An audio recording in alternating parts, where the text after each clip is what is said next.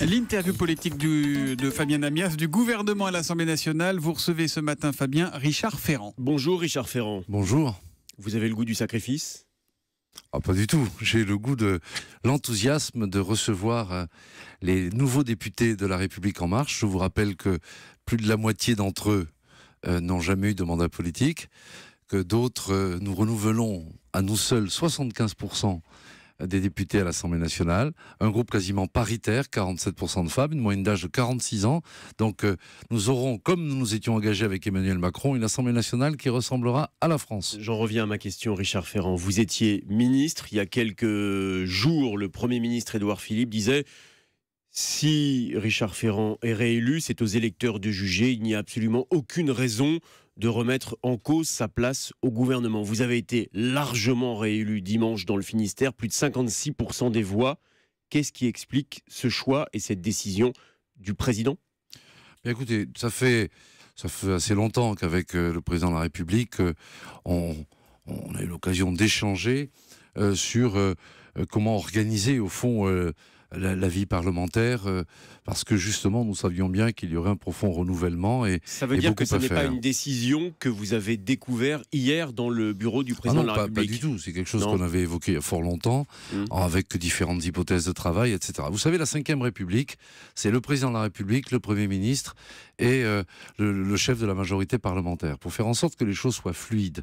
C'est-à-dire que les parlementaires puissent faire remonter auprès de l'exécutif leurs observations, ce qu'ils vivent sur le terrain, leurs propositions, et en même temps qu'ils soient bien informés par les ministres, le Premier ministre, voire même le Président de la République. Donc, il faut organiser ce trépied, si je puis dire, pour faire en sorte que les choses se déroulent bien, et surtout que concrètement, on mette en œuvre le programme du Président de la République, sur la base duquel la majorité parlementaire s'est constituée. On va évidemment en parler, donc vous ne voyez pas dans cette décision d'Emmanuel Macron en aucune manière une sanction, comme l'évoquent la plupart des journaux, des titres de presse ce matin. Oui. Et je crois que M. Canteloup a déjà répondu avant nous à cette question. Il avait anticipé votre réponse, donc je voulais vérifier qu'il voyait juste. Et votre question, non, je crois, vous savez, quand on vous donne une telle marque de confiance, que l'on vous demande d'accueillir et de vous proposer au suffrage des nouveaux députés, c'est plutôt vécu comme un grand honneur. J'ajoute qu'il faut avoir un peu la connaissance quand même de la vie parlementaire, des rouages de l'Assemblée nationale. J'ai été le rapporteur général de la loi la plus volumineuse du quinquennat, la fameuse loi Macron. Et tout a commencé là, d'une certaine manière. Et en même temps, il me semble qu'il faut aussi être en situation de pouvoir organiser les choses, de répondre à nos interlocuteurs qui seront dans telle ou telle opposition. À la réflexion, vous étiez rentré au gouvernement il y a un tout petit peu plus d'un mois. Vous le quittez donc aujourd'hui. Vous n'auriez pas dû accepter d'y entrer ? Bien sûr que si. Le président, vous savez, quand on veut servir... Est-ce que vous saviez que votre situation pouvait apparaître, sans que rien d'illégal ne soit démontré d'ailleurs à ce stade, mais pouvait apparaître en contradiction avec le texte de moralisation dont Emmanuel Macron avait fait un étendard de sa campagne ? Pas du tout. Le texte de retour à la confiance est un texte qui donnera des précisions qui manquaient jusque-là sur ce que l'on doit faire ou ne pas faire lorsqu'on est un élu parlementaire. Ce qui me concerne ma vie professionnelle antérieure. Donc, aujourd'hui, la volonté, c'est de garantir aux Françaises et aux Français de la transparence, de la clarté, qu'un certain nombre d'ambiguïtés résiduelles soient supprimées, de sorte qu'on puisse réconcilier. Notamment la question des emplois familiaux, dont vous aviez eu, comme de nombreux parlementaires, recours. Mais ça, 4 mois au SMIC. Mais vous le saviez, que ce ne serait plus possible. C'est le sens de ma question. C'est-à-dire que ce qui n'était pas répréhensible avant va le devenir. Oui, mais nous l'avons porté, nous, pendant la campagne présidentielle. Nous avons dit qu'il fallait, c'est dans le programme du président, qu'un certain nombre de choses soient modifiées parce que nous sentions bien que le monde évolue, l'exigence est plus forte sur la transparence, la rigueur, etc. Donc nous avons porté ce projet et c'est maintenant le garde des Sceaux qui le porte. Vous l'avez dit, il ne sera pas question pour vous d'exciper une quelconque immunité parlementaire pour vous opposer à une éventuelle convocation de la justice. La question qui peut se poser, c'est il y a une jurisprudence politique qui dit quand on est mis en examen, on ne peut pas rester au gouvernement. Si vous deviez être mis en examen, ce qui n'est évidemment pas le cas aujourd'hui, pourriez-vous présider le groupe En Marche à l'Assemblée ? Bien, vous venez de donner la réponse à votre question, ce n'est évidemment pas le cas aujourd'hui. Donc je ne viens pas, moi, faire le commentaire du commentaire, de la supputation, etc. Mais non. vu que ça avait été anticipé pour le gouvernement, on peut poser la question de savoir si les règles peuvent être claires pour la vie parlementaire. Non, mais aujourd'hui, l'enjeu, il est simple. Hein. Il y a 308 députés de La République En Marche qui vont venir prendre leurs fonctions. Il faut organiser la vie du groupe, il faut organiser le travail, la vie des commissions. Il faut choisir celle ou celui qui pourra briguer la présidence de l'Assemblée nationale. Il faut choisir celle ou celui qui représentera le groupe dans chacune des commissions. Donc voilà le chantier, voilà le travail, le reste est anecdotique. Avant d'être sur ce chantier, je vous pose quand même la question que tout le monde se pose ce matin, qui a été posée par notre éditorialiste Antonin André. Trouvez-vous normal que vous deviez quitter le gouvernement et que François Bayrou, qui est visé, en tout cas son parti, le MoDem, est visé par une enquête préliminaire pour emploi présumé fictif, abus de confiance, recel de délit, puisse rester au gouvernement?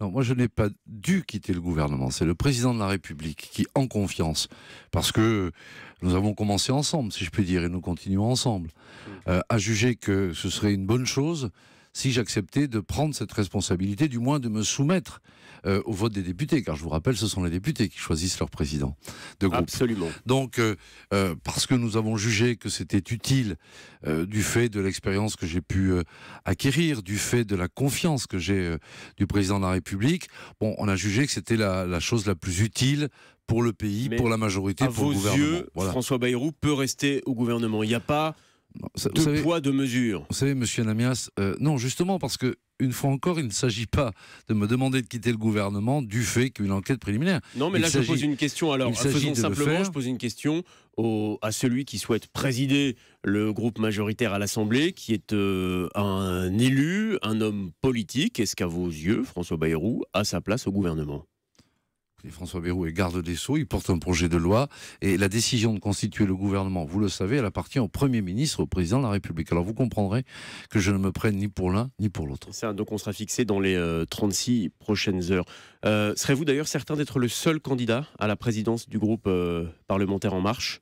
Ah non, là-dessus, vous savez... Il n'y a pas d'assurance qui vous a été donnée par le chef de l'État là-dessus? Non, mais ça, attendez, un groupe parlementaire, c'est pas une caserne. Moi, j'ai eu souvenir, en 2012, il y avait plusieurs candidats à la présidence de l'Assemblée nationale, par exemple. M. Barthelone, M. Glavany, Mme Guigou. Bon, les suffrages se sont portés sur M. Barthelone. Donc, si vous voulez, les candidatures sont libres et possibles, bien entendu. Il y aura sans doute, on l'a entendu ce matin avec les révélations d'Aurélie Herbemont, une scission au sein du groupe Les Républicains et un certain nombre de parlementaires qui ont soutenu l'action du gouvernement, je pense notamment à Thierry Solaire, Franck Riester et quelques autres, auraient pour ambition de fonder un groupe parlementaire indépendant, le groupe des constructifs. Comment imaginez-vous votre relation de travail entre le groupe En Marche et ce groupe de parlementaires de droite? Constructif ? Hein, c'est-à-dire que, vous savez, depuis le début, nous disons... Vous voyez ça d'un bon oeil, en tout cas. Il faut dépasser des clivages qui n'ont plus lieu d'être pour se mettre d'accord sur des projets. De sorte que si à l'Assemblée nationale, tel ou tel groupe d'ailleurs, souhaite à un moment donné améliorer un texte, travailler, s'investir pour l'améliorer, eh bien, nous regarderons ça avec beaucoup d'intérêt. Je crois que l'heure n'est pas à des joutes qui ne servent à rien, si ce n'est à se faire plaisir. Le but, c'est de travailler, de se retrousser les manches et de faire que le pays aille mieux. C'est ça la première responsabilité d'un député. Ce n'est pas l'hémicycle, parfois on en montre, vous savez, les questions au gouvernement, etc., où on a l'impression que chacun veut provoquer l'autre et les ministres sont dans l'obligation de répondre vivement. Je crois qu'aujourd'hui les Françaises et les Français veulent qu'on change les pratiques et parmi celles-là, c'est le travail d'abord. Pourtant vous aurez des grandes gueules, comme on dit à l'Assemblée, avec Marine Le Pen, Jean-Luc Mélenchon, François Ruffin, le groupe des parlementaires En Marche, 308 membres si je ne me trompe. Il y a énormément de nouveaux venus en politique, de novices. Comment allez-vous faire pour qu'ils puissent tenir la barre, la rampe face à ces fortes têtes? Oui, vous savez, les grandes gueules ou les fortes têtes, comme vous dites, s'exprimeront comme elles le voudront. Moi, je crois que le sérieux primera sur tout. Et l'efficacité. Vous savez, les Françaises et les Français ne s'inquiètent pas de savoir comment ça va se passer dans les débats nocturnes de l'Assemblée nationale. Ils veulent voir des résultats, du concret. Deux questions rapides pour terminer. Manuel Valls, qui a été réélu dans l'Essonne dimanche dernier, aura-t-il sa place s'il la demande au sein de votre groupe parlementaire si vous le présidez? Écoutez, chaque député, comme vous le savez, est libre de proposer de s'inscrire dans tel ou tel groupe. Êtes-vous prêt à l'accueillir? Donc à ce stade, Écoutez, si d'aventure il en fait la démarche, si je suis élu président du groupe, nous en discuterons ensemble. Enfin, vous quittez un gouvernement, vous aviez un ministère très large, celui de la cohésion des territoires. Plaidez-vous pour que ce ministère puisse être scindé en plusieurs ministères? Par exemple, je pense à la question du logement, qui n'avait pas de ministre de plein exercice. Non, surtout pas, parce que je trouve qu'au contraire, ce ministère était remarquablement bien configuré, puisqu'il y avait à la fois l'aménagement du territoire, la politique de la ville, les relations aux collectivités locales et le logement. Tout ça forme un tout cohérent. Que peut-être le ministre qui succédera soit épaulé par un secrétaire d'État, ça appartient au Premier ministre et au Président, mais la configuration de ce ministère et les équipes de grande qualité qui y servent justifient sa pérennité en l'état. Merci beaucoup Richard Ferrand d'être venu ce matin en direct sur Europe 1. Merci à demain vous. matin Fabien. À demain Thomas.